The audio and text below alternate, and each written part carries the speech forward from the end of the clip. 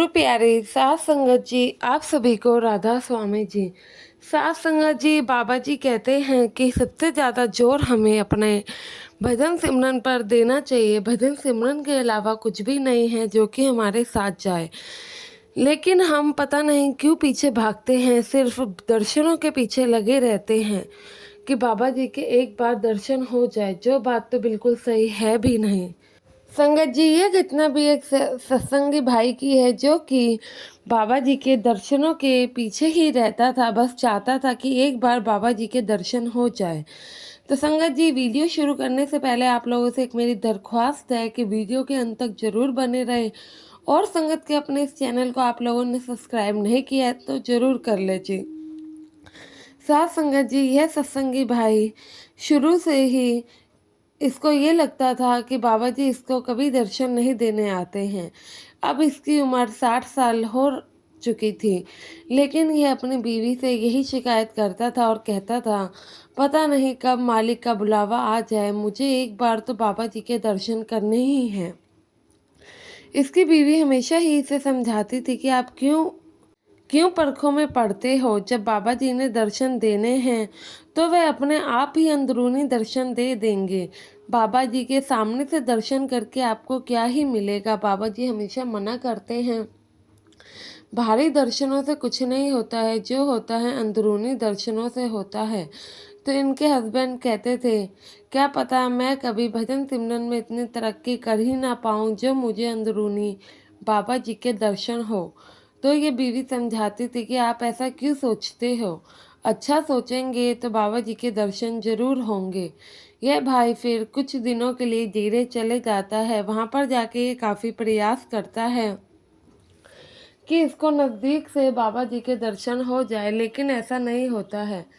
जब ये 3 से 4 दिन बाद घर आता है, दोबारा से अपनी वाइफ के आगे यही शिकायत करता है कि देखो मुझे इस बार भी बाबा जी के दर्शन नहीं हुए हैं।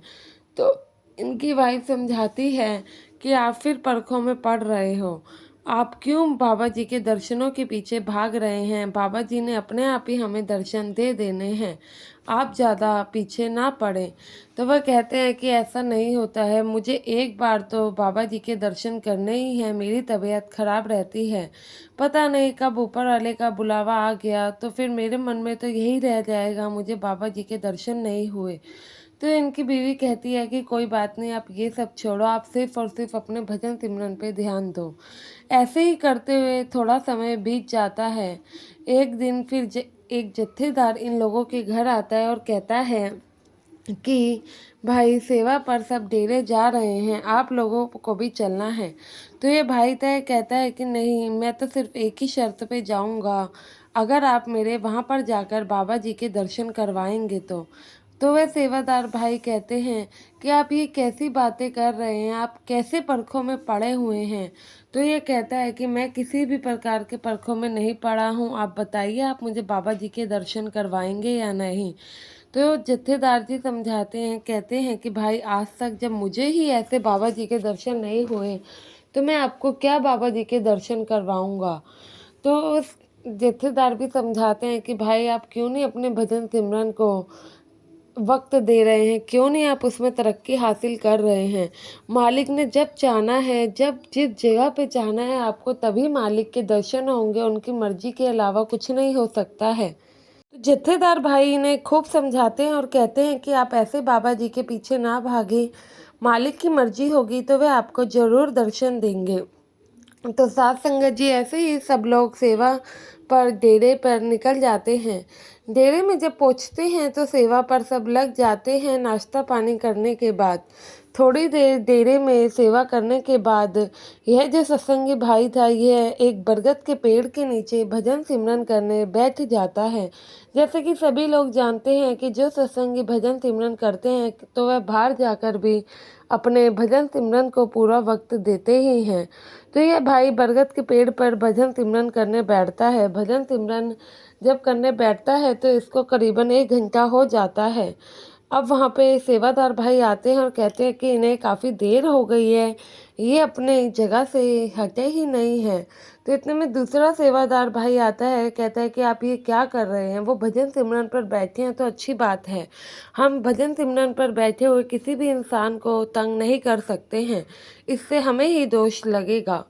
साध संगत जी, उस भाई को अब भजन सिमरन पर बैठे-बैठे सुबह से शाम हो जाती है। जब इतनी देर हो जाती है तो शाम को वहाँ पे सफाई वाले सेवादार आते हैं, तो वे देखते हैं कि अभी तक यहीं बैठे हैं। तो इतने में जत्थेदार को बुलाया जाता है और कहता है कि ये आप ही के साथ थे ना? वो कहते हैं हाँ। तो कहते हैं ये काफ़ी देर से भजन सिमरन पर बैठे हैं, ऐसा क्यों, क्या आप बता सकते हैं? तो कहते हैं कि देखो, अगर कोई भजन सिमरन पर बैठा है तो आप उसे तंग मत करिए, इससे हमें ही दोष लगेगा। तो जत्थेदार जी भी समझाते हैं। तो वह कहते हैं कि भाई क्या पता ये कुछ अंदर नूरी स्वरूप देख रहे हो, जो होता है बाबा जी की मर्जी से होता है। तो इतने बाकी सेवादार कहने लगते हैं कि वो सब तो ठीक है, लेकिन इन्हें सुबह से बैठे शाम हो गई है, इतने देर बैठेंगे, इनकी तबीयत वगैरह ख़राब हो गई तो फिर दूसरे सेवादार कहते हैं हम तो इन्हें जगा भी नहीं सकते, जगाएंगे तो हमें ही दोष लगेगा, ऐसी व्यवस्था में किया क्या जाए। तो साध संगत जी, इतने में सेवादारों को पता लगता है कि पास वाले पंडाल में बाबा जी आने वाले हैं। जब ये बात सेवादारों को पता लगती है तो सेवादार तुरंत बाबा जी को संदेशा पहुंचाते हैं।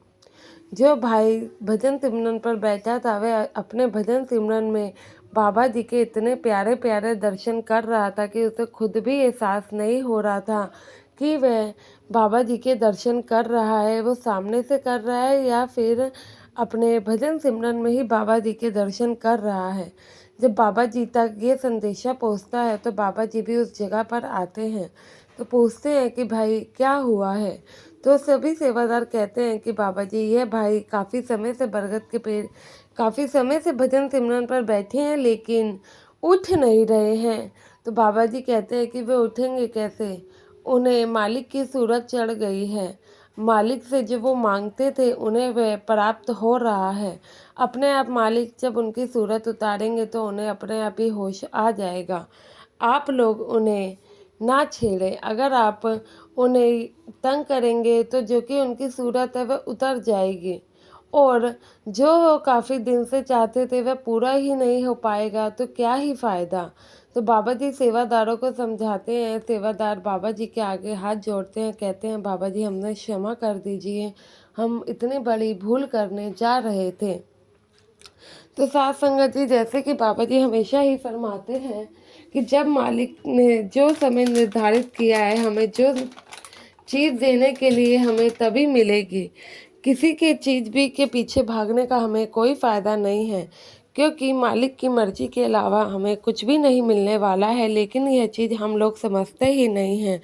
आशा है आपको ये वीडियो अच्छी लगी होगी। वीडियो अच्छी लगी हो तो संगत के अपने इस चैनल से जुड़ने के लिए चैनल को सब्सक्राइब ज़रूर करें और कमेंट में राधा स्वामी लिखना ना भूलें जी। गुरु प्यारे साथ संगत जी, आप सभी को राधा स्वामी जी।